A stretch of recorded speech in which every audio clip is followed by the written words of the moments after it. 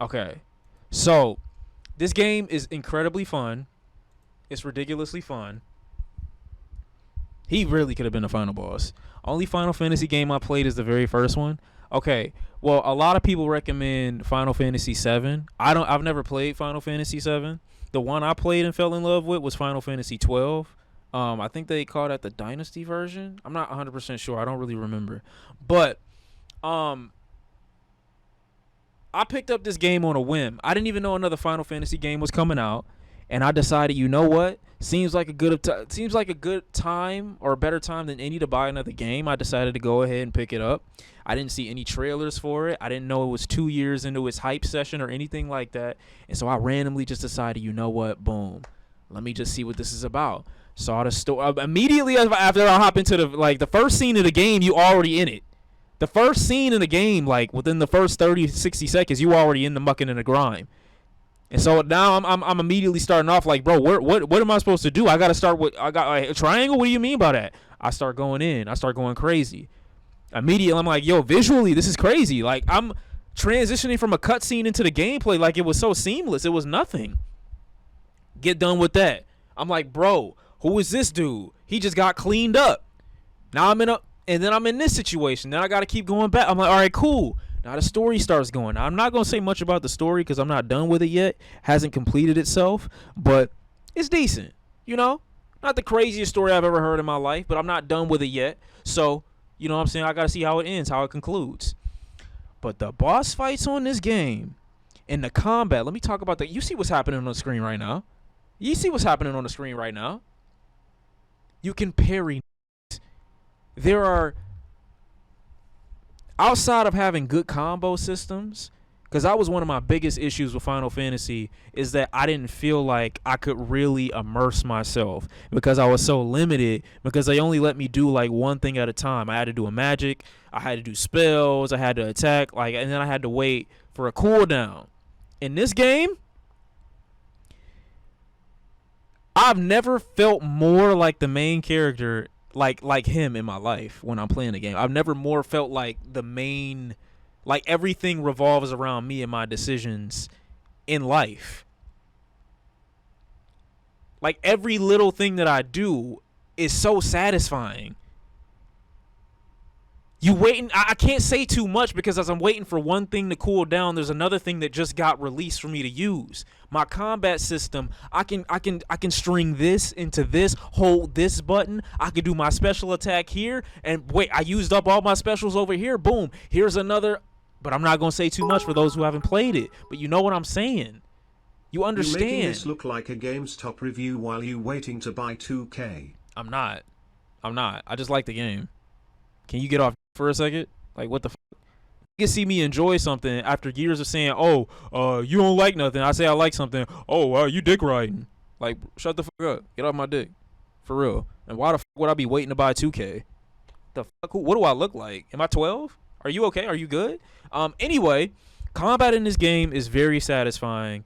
The boss fights, for a story that not, it's not that crazy. It's still immersive. Like it's so seamlessly transitions cutscenes back into gameplay, back into cutscenes, back into gameplay, like it's nothing. It's so satisfying to watch. It feel like you watching a movie, but at the same time playing the main character in the movie. Sometimes I don't feel like you playing the game because it's like, how am I doing this? Like, how is this possible right now? It's some Devil May Cry type shit. It is a little bit, but at the same time, it's his own little take on it. It's his own little take on it, and I've never felt more like the main character in my life. I really haven't. I just really feel like him. No, we can't. No, we can't. They said Final Fantasy VII Remake was that crack and had to serve the streets again. Devil May Clive. It's too cinematic? You say that like it's a bad thing. What's wrong with being too cinematic? I don't think, maybe you didn't mean it like it was a bad thing, and maybe I just read you wrong just now. I feel like that's what that was. The game goes down here after the Bahamut fight. I can't confirm, but I am a few things past the Bahamut fight, and I'm feeling like I'm near the end of the game, but I don't know for sure. But the Bahamut fight is like the peak of, I would say, the peak of the game so far from what I've been able to ascertain. Like visually, that fight is beautiful. It is fantastic. It is stunning. The music in the game is by far amazing. Like the music adds to it when you fight a free. I'm not gonna say too much, but when you fight certain people, and the music is like a. Is it on a large scale? What do you mean, like gameplay wise? Is it on a large scale? Like, is it a huge game? No. Is it a long game? Longer than average? Yes. The boss fights can be gigantic. They have many phases. You understand what I'm saying? And that's what makes it so cinematic, because there are so many different aspects to the boss's move sets. Another aspect I like about fighting the bosses is how they come back to previous moves that they started out with, so it never feels like the boss is just doing one thing too much. You know what I'm saying? Is it linear? Yes, it is. It's very linear. It's not too complicated.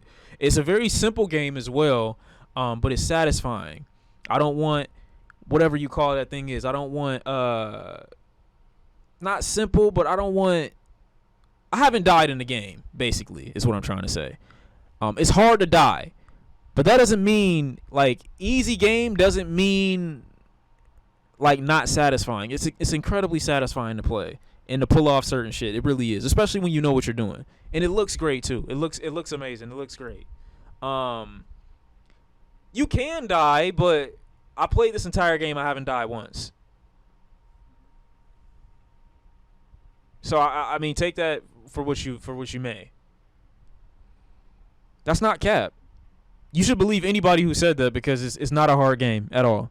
It's not a hard game at all. What rings you got on? So you saying it's really easy? I'm not saying that it's easy, but it's not complicated, if that makes sense.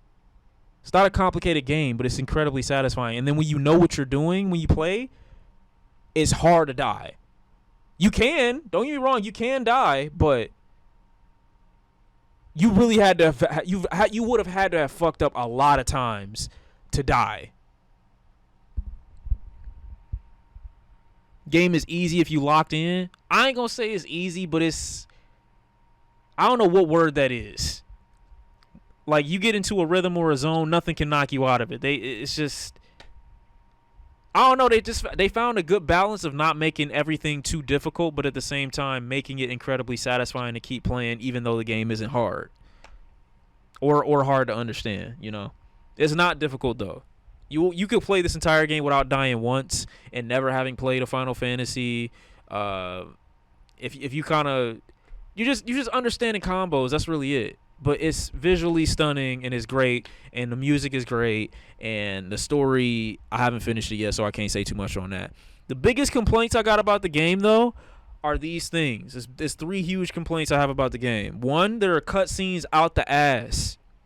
I don't know how many cutscenes, but I can literally do something, talk to an NPC, then I gotta walk 15 feet, and then boom, here's another cutscene when you talk to the next NPC, and that's where I was supposed to go the whole time. Second issue that I got with the game, they interweave these side story missions as if they're main components to the story, and it derails the quality of the story itself, because then you're then out of nowhere you're like doing something that seems like it's an optional quest, but they present it to you as if it's a main story mission, and they're not on the same tier of quality at all.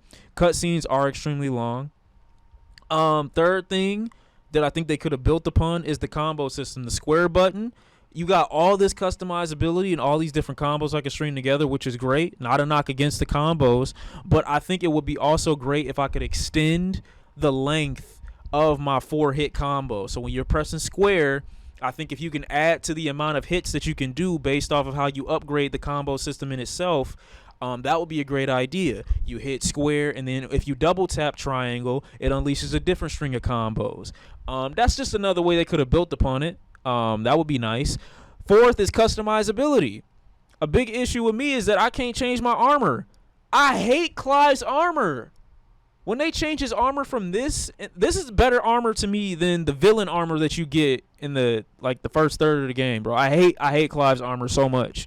I hate it. I hate it. And you can't change it. You can't change the appearance or abilities with your sword. So like if you upgrade your sword, I would like to have like new abilities added on to it, or maybe longer combos, but I can't do that because nothing changes outside of the cosmetics of my sword. I can't dual wield. There's no additional armor. There's no additional like swords or weapons that you can use. So once you get this weapon, this is the way that you have to play the game. You can't dual wield. You can't use a spear. You can't fight any other way than just with a sword. And not like that's the worst thing in the world, but I just think it will add more to the customizability aspect of the game. Outside of that, I love it. Outside of that, I really enjoyed myself playing. I'm not done with it yet, but it's really nice. It's really fluid. Oh yeah, also frame rates. Frame rates is also an issue. But I think the update that I got might have fixed that. I only ever had frame rate issues when I was using the Odin lightning spear thing. And outside of that, a couple of times during some of the cutscenes. But outside of that, it wasn't bad. But those were my main complaints.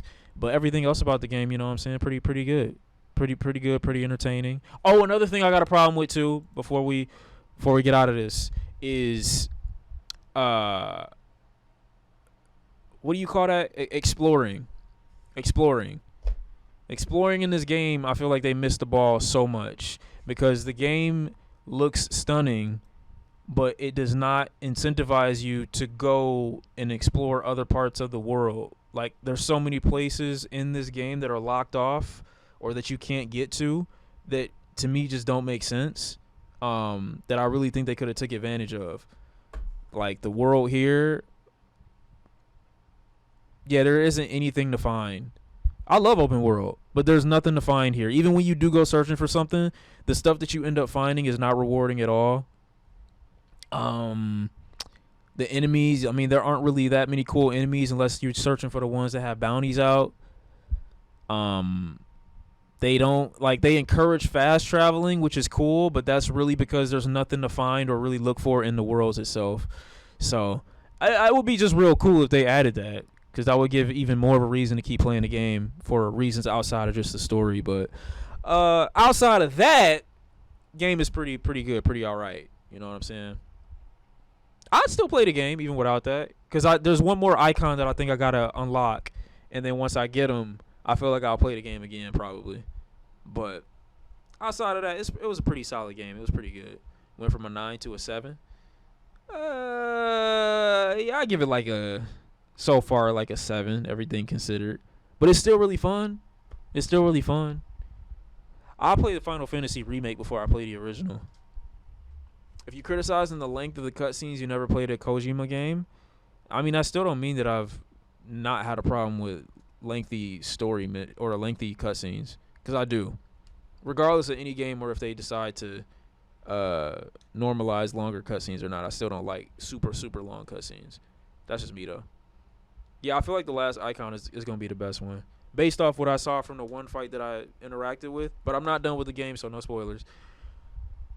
Never played Final Fantasy. What's the shit about? Is there a story? Every Final Fantasy has its own story. Did I like the second Titan fight? It was surprising. Second Titan fight was definitely surprising, but the best fight by far. And the issue that I had with the second Titan fight was they dropped the ball on the character. Not to say that he was really that interesting, but I feel like they could have given him more before. But I'm not gonna say too much. Do the characters connect in each game? I think some games they do, but most games they don't. But the best boss fight so far has easily been the Bahamut boss fight. Like that, music-wise, gameplay-wise, aesthetically, the places that you go, the different phases that it takes place in, it is phenomenal from start to finish. Like, oh my God. I've never felt more like the anime protagonist in my life when playing a game. And you can do everything. Like, you see something happen in a cutscene, and you like, damn, that look crazy. Oh, don't worry, my boy. You'll be able to do that when this cutscene is over. Don't worry about it. Oh, it's so great. It's so great.